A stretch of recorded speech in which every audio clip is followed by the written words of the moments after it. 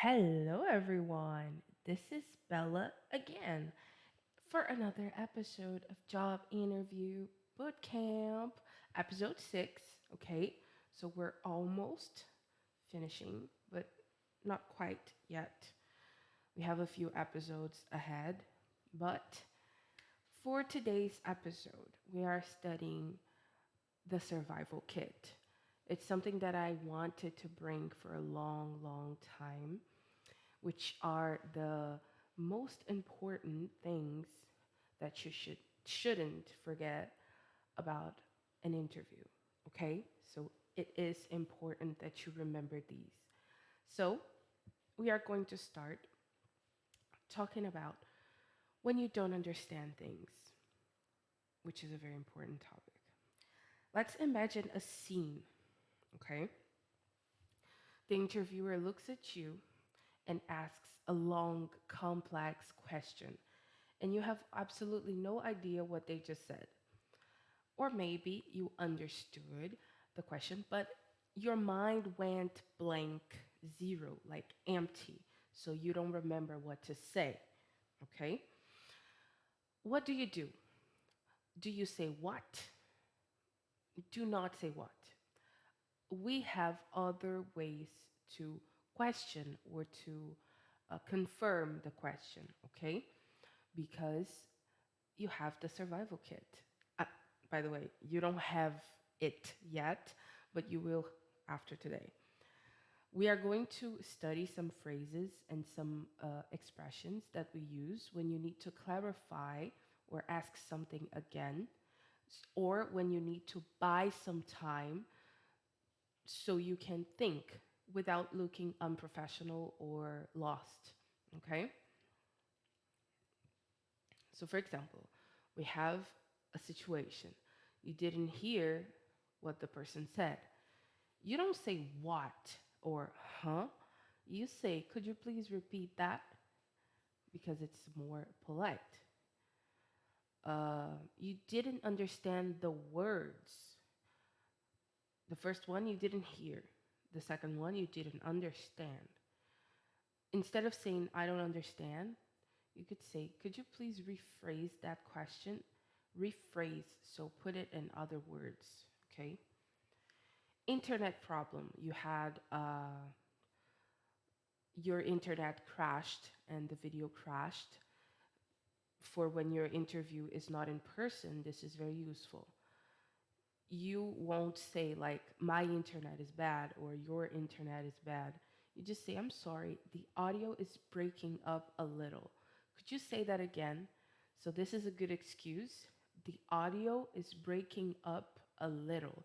So, the audio of the person is not coming out clearly. You cannot hear them clearly. Okay? To confirm the meaning of the sentence, you should always um, use some sentences. For example, is it about X or is it about this topic? Actually, you should say, just to clarify, are you asking about this? So, for example, well, for example, um, about trees, what do you think about trees? Do you think them intriguing? And then you'll say, is it about trees? No. You will say, just to clarify, are you asking about trees? And then they will say, yes, I'm asking about trees. What do you think about trees? And then you will start, oh, they're leafy. The best quality of trees. Leafy, leafy. 5 points. Buying some time is very important. We call this method stalling. Stalling. You need 5 seconds to think. Relax. We have filler sentences, filler phrases. Instead of saying, um, eh, I can't think of other vowels. For example, that is a very interesting question. Let me think about the best example. When you finish the sentence, you had time to think about the answer. That's a great point. I would say that, and then you say your answer. I've never thought about it from that angle before. But, and then you say your answer. Give me just a second to recall the specific details of that project. And then you say your answer. Because if you say a long sentence like that, you have time to think, okay? And they are good sentences instead of just, uh, I mean, yeah, and that's so unprofessional. So you don't do that. It's much better to say, "Oh, that's a great point. I would say that, well," and then you start to speak like a regular person because you had time to think. Um, it's nice. uh, well, now let me talk to you about something very, very important, okay? Which is documents, okay? Referencing documents. Uh, you need to stop assuming the recruiter memorized your cover letter or your CV, as we call it, like curriculum vitae. Okay, so you need to stop assuming they memorized it or they even read it in the first place because they didn't. Okay, they didn't. Most of the time, they don't. They're busy. Guide them. So, for example, signposting phrases to point are important to point out or to point your evidence. For example, as you can see on my resume, I have 5 years of experience in blah blah blah. I have a detailed case study of this in my portfolio. Would you like me to share my screen in case you're online? If you are offline, then you could say, "Would you like me to send you the details after the meeting? Would you like me to show it to you or to present it to you?" That's it. This makes you look organized and prepared, so it's very nice. Let's take a look on the sentence. The sentence here. I can send you a copy of my references after this call. This is a good sentence because you don't take time off the interview. You send after, and it shows interest, okay? Strategy 3, explaining gaps. Oh, sorry, no, the safe list. Let's talk about the safe list. This one is wrong, I'm sorry. The safe list is important, okay? To help you. What should you say when you have a problem, when you don't listen? So we have categories. Category A is when you didn't hear, so volume or noise issue. I'm sorry, I didn't catch that last part. Could you say it again? Or the audio broke up for a second. Could you please repeat? The first one, you are talking about um, you are using a great strategy. I like the first one better because you don't show the problem. You just say that I didn't catch the last part, so it had a problem. It doesn't matter what it is. I just want you to repeat it, basically. If you want to say that the audio broke up, maybe you could crack up a joke like, "Oh, I think my internet is failing a little," or "It must be the internet, but could you please repeat?" It depends on the culture of the company, okay? Depends on the culture of the company. If it's a more serious company, you shouldn't crack up jokes. Never. Just be serious. Category B is when you didn't understand. It's different than hearing, okay? Hearing, it's because of a technical problem. Understanding, it's because of the meaning or the structure. You didn't catch the structure, the meaning, etc. So, for example, you could say, "Could you please rephrase that question?" It's S tier. This one is so good. Could you please rephrase that question? Meaning, could you put in other words, in other words? Just to clarify, are you asking about topic A or topic B? I want to make sure I answer correctly. Could you elaborate on that? Could you elaborate makes the person change the question or put it in a different perspective? Yeah. Category C, when you need time to think, so you need to stall, okay? That is a very interesting question. Let me think about the best example. I think blah, blah, blah, blah, blah, blah, blah. That's a great point. I would say that blah, blah, blah, blah, blah, blah, blah. Give me just a second to gather my thoughts on that. Well, I would say that blah, blah, blah, blah, blah, blah, blah. So you need to say after these sentences, you need to actually give your opinion or give your answer, okay?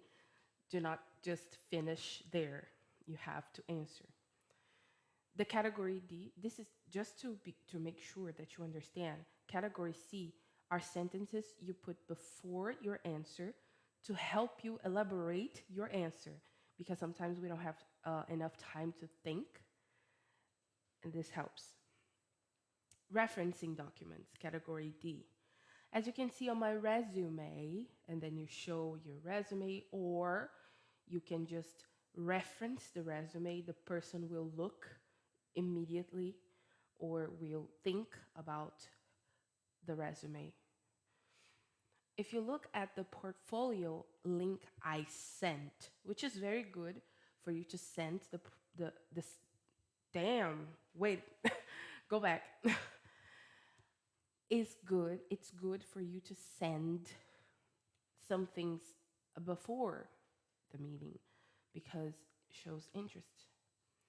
I have a detailed breakdown of this project on my LinkedIn profile.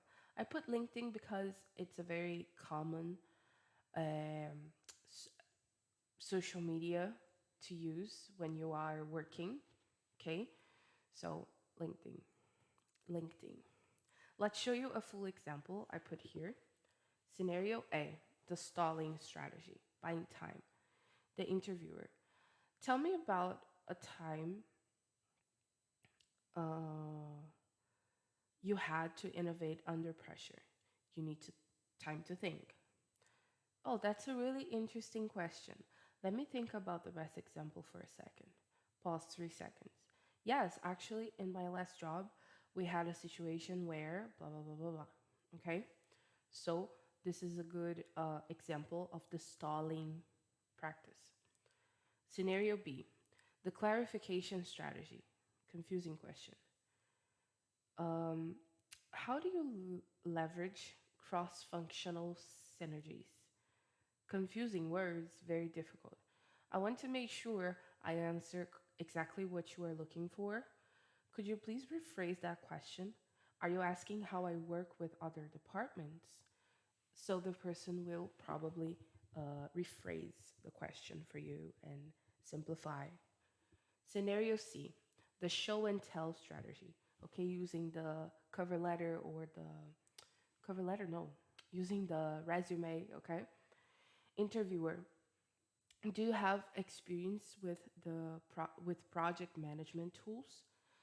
You will say, yes, absolutely. As you can see in the skills section of my resume, I am certified in Scrum and blah, blah, blah, blah, blah, blah. And then, would you like me to share my screen to show you a project example?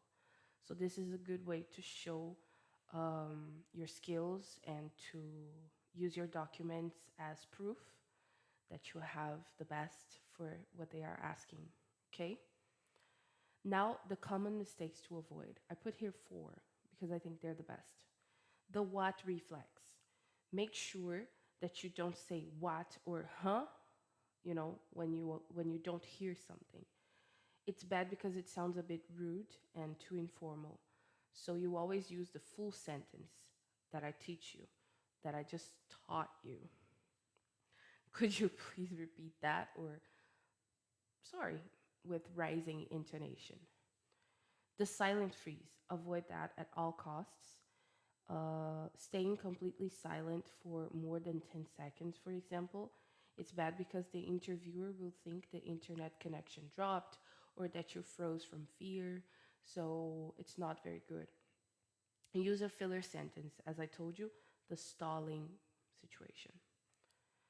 Blaming the accent. Never say your accent is very strong or that you can understand, because some interviewers, most interviewers, they are not from the country. For example, they are not U.S. Like a native U.S. They could be from India, they could be from Canada, they could be from other countries, and they have a strong accent, but you can't comment on the accent, okay? So you should blame the technology or yourself, okay? Always. Faking understanding. This is also pretty bad because if you don't understand and you answer a question, you could give the wrong answer. And this is pretty bad because you could make no sense. So it's a brave and professional thing to do to ask for clarification. Okay?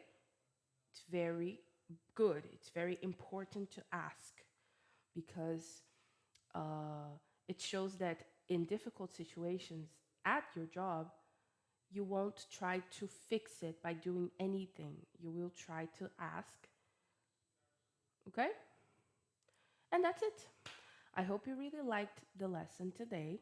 It was larger because I wanted a complete lesson. Don't forget the homework today is not here. The homework is below the quizzes and stuff. Don't forget to check out next lesson. Bye bye.